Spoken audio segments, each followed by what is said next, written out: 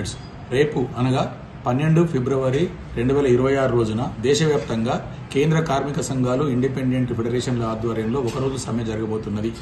ఈ సమ్మెలో భాగంగా all India insurance employees association కూడా తన సభ్యులందరినీ దేశవ్యాప్తంగా సమ్మెకు పిలుపునిచ్చింది.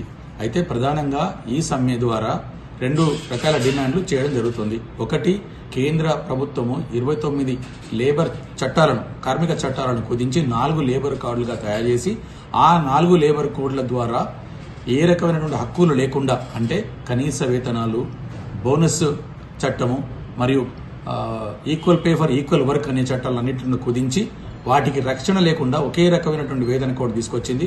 సోషల్ సెక్యూరిటీ అనే పేరు మీద తెచ్చిన కోడ్ ద్వారా చట్టానికి ఏ రకంగా అప్రోచ్ అయ్యే అవకాశం లేకుండా చేసింది. ఇక మూడోది వచ్చేసి ఇండస్ట్రియల్ రిలేషన్స్ ద్వారా ప్రధానంగా కార్మిక సంఘాలను రిజిస్టర్ చేసుకోవాలన్నా కష్టమే. తర్వాత రేపటి నాడు వర్కర్లుగా ఎంప్లాయీస్గా విభజించి ఎంప్లాయీస్గా 18,000 రూపాయలు దాటితే వాళ్ళందరినీ భావించి వాళ్ళు ఎలాంటి ఐడి యాక్ట్ కింద లేదంటే ఏ రకమైనటువంటి బేరసారాలకు అర్హులుగా కాకుండా చూసేందుకు కొత్త తరహాల ఈ కోడ్లను తయారు చేసింది. ఇక నాలుగోది ఏంటంటే ఆర్గనైజేషనల్ సేఫ్టీ సెక్యూరిటీ అనేటువంటిది హెల్త్ అండ్ వర్కింగ్ కండిషన్స్ అనే కోడ్ తీసుకొచ్చి హెల్త్, వర్కింగ్ కండిషన్స్, సేఫ్టీ అవన్నీ కూడా ఎంప్లాయీయే బాధ్యత తప్ప ఎంప్లాయర్ బాధ్యత అనేటువంటిది లేకుండా చేయడం జరిగింది. ఇవి ప్రధానంగా 4 లేబర్ కోడ్లు తీసుకొచ్చారు కాబట్టి మేము వాటిని వ్యతిరేకిస్తున్నాం.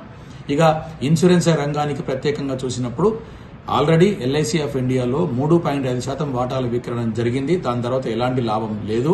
అయినప్పటికీ కూడా ఫాలో ఆన్ ఆఫర్ ద్వారా మరియు 6.5% వాటాలను అమ్మాలని కేంద్ర ప్రభుత్వం వీళ్ళూరుతోంది.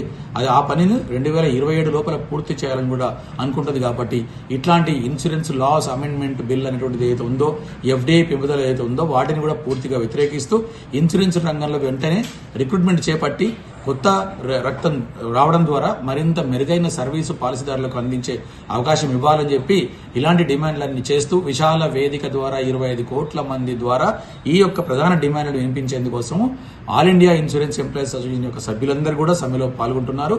మీరందరూ కూడా మద్దతు తెలపాలని నేను ఈ సందర్భంగా కోరుతున్నాను.